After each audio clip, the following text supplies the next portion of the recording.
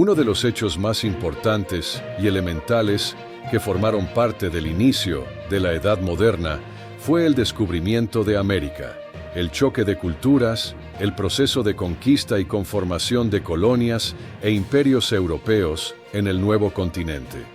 Pero todo esto no sucedió espontáneamente, sino que primero alguien tuvo que verse motivado para dar la vuelta al mundo con el peligro que el desconocimiento de los océanos significaba, y en medio del viaje, sin darse cuenta, llegar a un nuevo continente.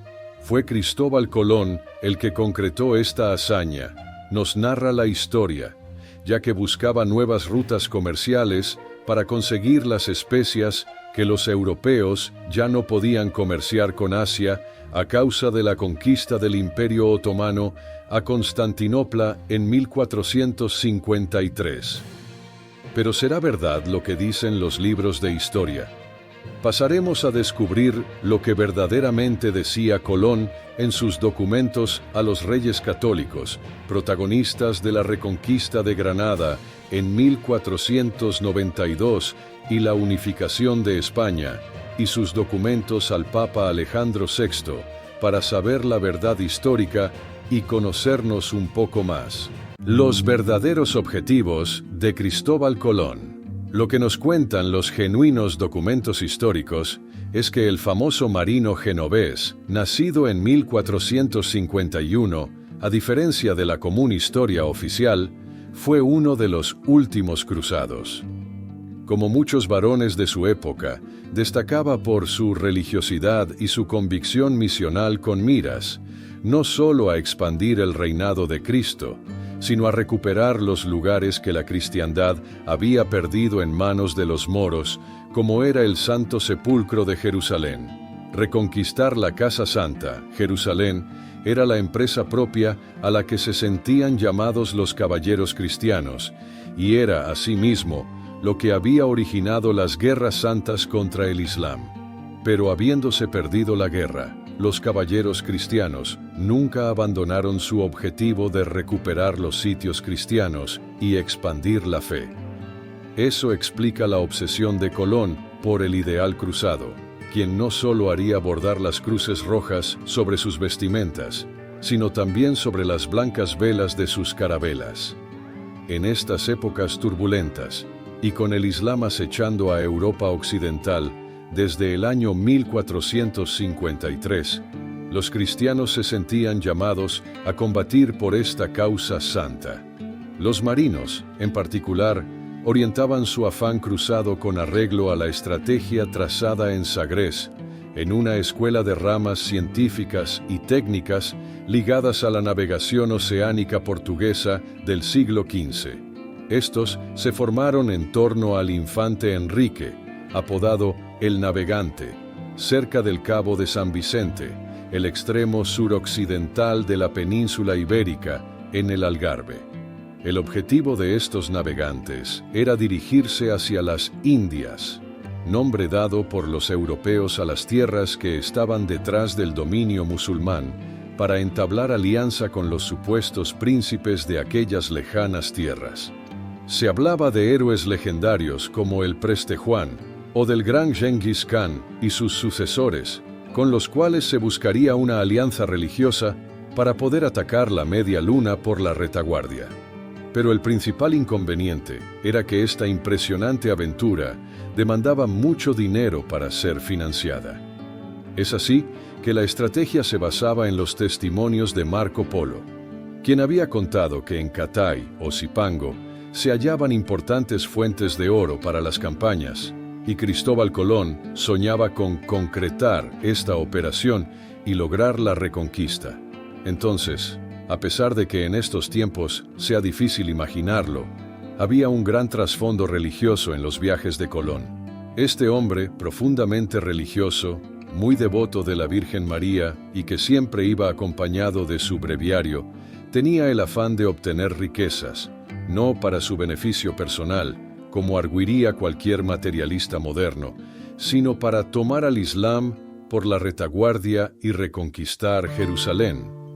Además, una vez logrado este cometido, anhelaba también servir a Cristo, divulgando su santo nombre y fe a los pueblos de las Indias, a fin de reunir lo que había sido dividido, reconstruir la unidad del mundo, que fue uno bajo el Imperio Romano y uno bajo la cristiandad. Y no era solamente Colón quien anhelaba esto, sino que incluso el mismo Papa había alentado a reconquistar los lugares santos. Cristóbal Colón, en sus propias fuentes, la pregunta clave en esta historia podría ser la siguiente. ¿Cuándo dijo Colón que el objetivo de su empresa marina era religioso? Pues, en su diario del primer viaje, el 26 de diciembre de 1492, expuso lo siguiente al regresar del Nuevo Mundo. Los que dejo en la isla española reunirán fácilmente un tonel de oro, que encontraré al volver de Castilla, y antes de 3 años se podrá emprender la conquista de la Casa Santa y de Jerusalén, que así protesté a vuestras altezas, que toda la ganancia de esta mi empresa se gastase en la conquista de Jerusalén. Pero no solo aquí, sino que continúa. Cuando constituye el mayorazgo, el 22 de febrero de 1498, escribe: Al tiempo que yo me moví para ir a descubrir las Indias con intención de suplicar al rey y a la reina, nuestros señores, que de la renta que de sus altezas de las Indias hubiere, que se determinase gastarla en la conquista de Jerusalén, y así se lo supliqué. ¿Te está gustando este video?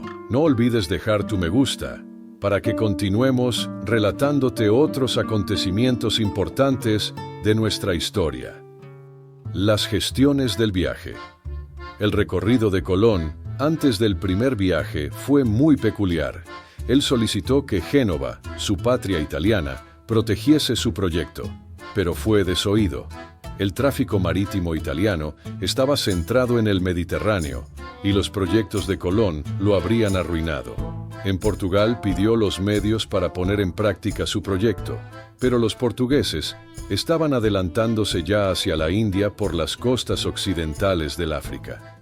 En España, Colón llevaba recomendaciones, y luego de muchas consultas e indecisiones, la reina Isabel concedió a Colón lo que pedía y le firmó las memorables capitulaciones del 17 de abril de 1492. Las capitulaciones de Santa Fe fueron concesiones y mandatos hereditarios para Colón y sus sucesores. Según estas, los reyes adquirirían, por mitad y a título personal, todas las tierras que Colón descubriese. A cambio, Colón sería nombrado almirante del mar Océano, virrey y gobernador de los territorios descubiertos, y sus títulos y cargos tendrían carácter hereditario. Como socio de los reyes, Colón recibiría la 10ª parte de todas las ganancias netas que rindiesen las tierras descubiertas. También determinaban el establecimiento de factorías, al estilo portugués, en las tierras a descubrir. El primer viaje, acompañado de los 2 hermanos Martín Alonso Pinzón y Vicente Yáñez Pinzón, salió Colón del puerto de Palos el 3 de agosto de 1492 en 3 barcos, Santa María, Pinta y Niña. Después de navegar más de 2 meses sobre un mar desconocido, divisaron tierra al occidente en la madrugada de 12 de octubre de 1492. Colón estaba convencido de haber llegado al poderoso imperio japonés de Kublai Khan. La isla era, en efecto, una de las 7 Lucayas o Bahamas. Mas como por su extensión no correspondía a las ideas de Colón, salió de ella poniéndole el nombre de San Salvador, en busca de otra que los mismos naturales la habían indicado como más extensa y mucho más importante. De más está decir que los emisarios regresaron sin encontrar nada más que selvas salvajes y algunas chozas. Siguiendo sus exploraciones entre las islas que suponía ser parte de las 7000 del Catay, tocó en la costa de Haití. Desde allí continuó hasta llegar a la Española, Santo Domingo. La carabela Santa María estaba en tal estado que ya no podía navegar sin inminente peligro, con lo cual Colón prefirió deshacerla, y construir con sus maderas un alojamiento para la pequeña guarnición que allí estableció, dándole el nombre de Puerto Navidad, y el de Española a la isla que marcó como punto de recalada y de gobierno en el mar de las Antillas. El objetivo de este primer viaje era encontrar las tierras prometidas de Zipango, Japón, y Cathay, China, pero al no lograr su objetivo, regresa a Europa en 1493. El segundo viaje lo inició en septiembre de 1493.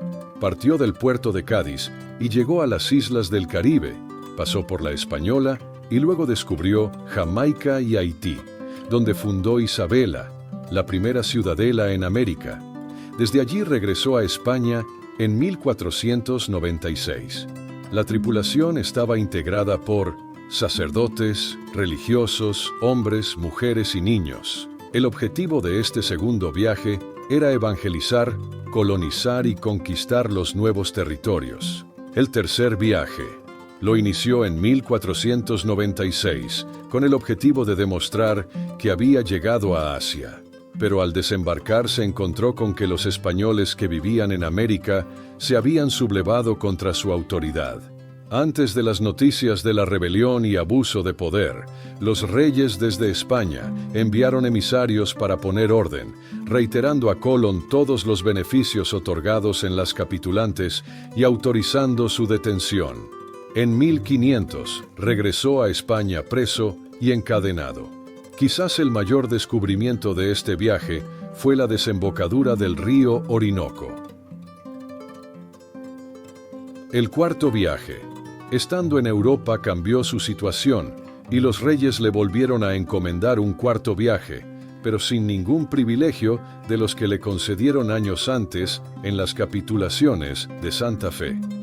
Partió en 1502 con el objetivo de encontrar el paso a Asia, pero nuevamente llegó a América, más específicamente a Panamá. Morirá en Valladolid, España, en 1506, desposeído de su cargo, sin haber conseguido su objetivo de llegar a Asia y sin saber que había descubierto para los europeos el Nuevo Mundo, es decir, el continente americano. En conclusión, el descubrimiento de América tuvo objetivos poco conocidos, tal como vimos. En este sentido, podemos arguir que la guerra de reconquista contra los moros proporcionó la causa material y el ambiente necesario. El papado le dio la causa formal al consagrar dichas empresas como verdaderas cruzadas. La causa final era la recuperación del Santo Sepulcro, centro espiritual de la cristiandad, y las causas eficientes fueron Colón y los reyes católicos. Si te ha gustado este viaje a través de la historia, te recomiendo que visites otros videos donde descubrirás más relatos apasionantes y eventos épicos. No olvides darle like y suscribirte para no perderte ninguna de nuestras próximas aventuras y relatos del pasado. Yo soy el Baúl del Historiador y nos vemos en la próxima historia.